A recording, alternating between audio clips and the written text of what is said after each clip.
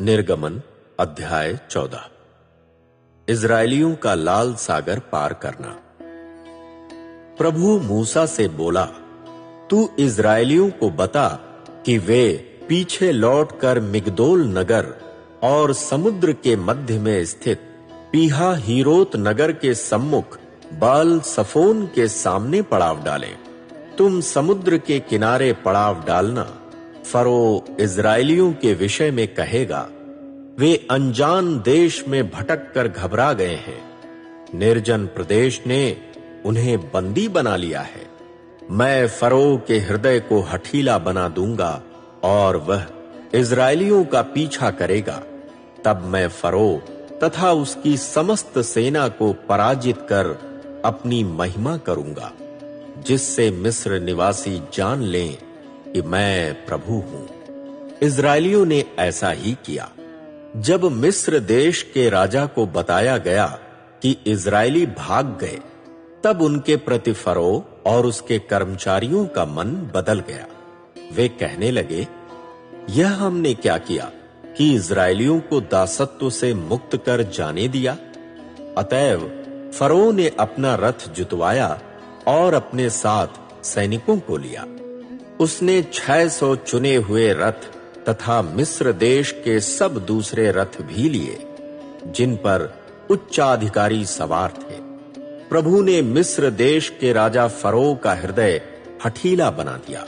अतः उसने इजराइलियों का पीछा किया, जो साहस के साथ बढ़ते जा रहे थे। समस्त मिस्र निवासियों ने फरो के सब घोड़ों, रथों, घुड़सवारों और उसकी संपूर्ण सेना ने उनका पीछा किया और बालसफोन के सम्मुख पीहा हीरोत के पास, जहां इजरायली समुद्र तट पर पड़ाव डाले हुए थे, जा पहुंचे।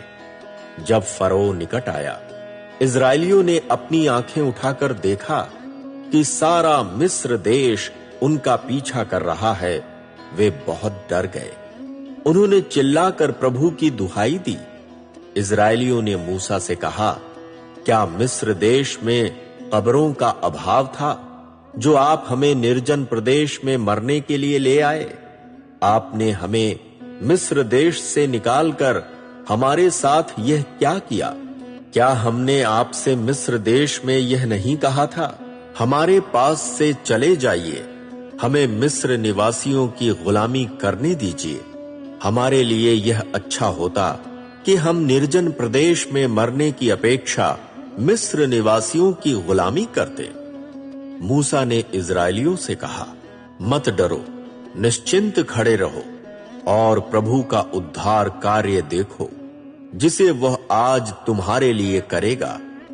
जिन मिस्र निवासियों को आज तुम देख रहे हो, उन्हें फिर कभी नहीं देखोगे। प्रभु तुम्हारे लिए युद्ध करेगा, तुम केवल शांत रहो। प्रभु ने मूसा से कहा, तू मेरी दुहाई क्यों दे रहा है? इजरायलियों को आगे बढ़ने का आदेश दे।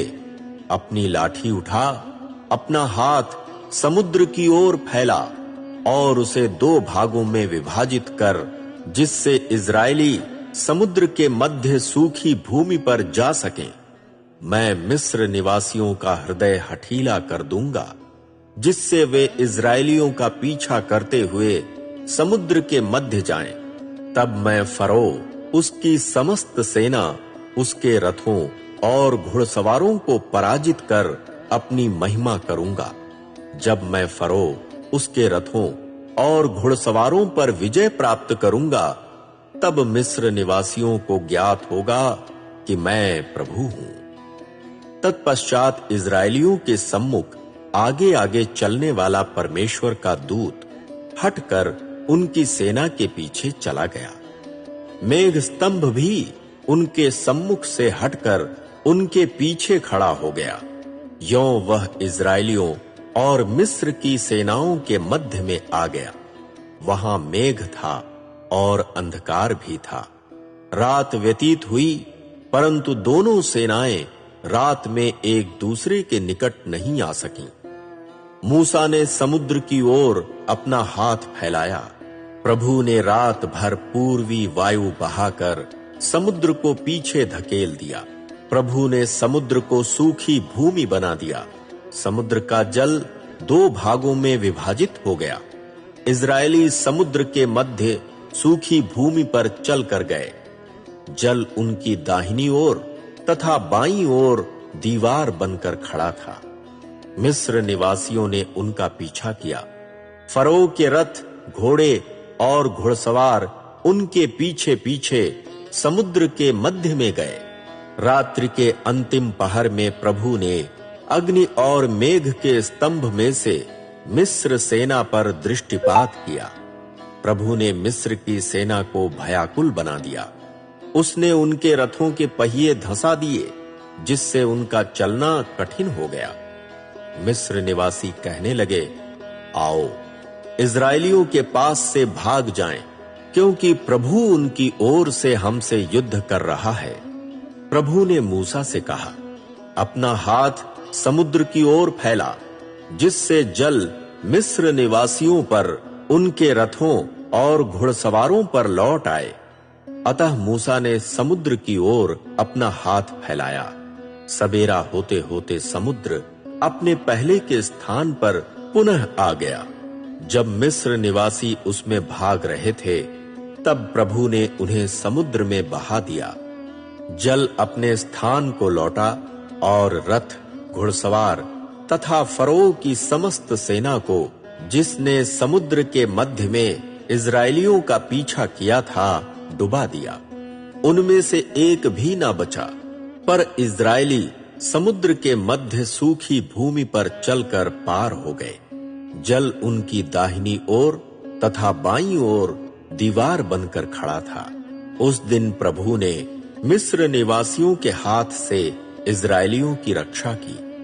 इजरायलियों ने मिस्र निवासियों को समुद्र तट पर मृत पड़े हुए देखा।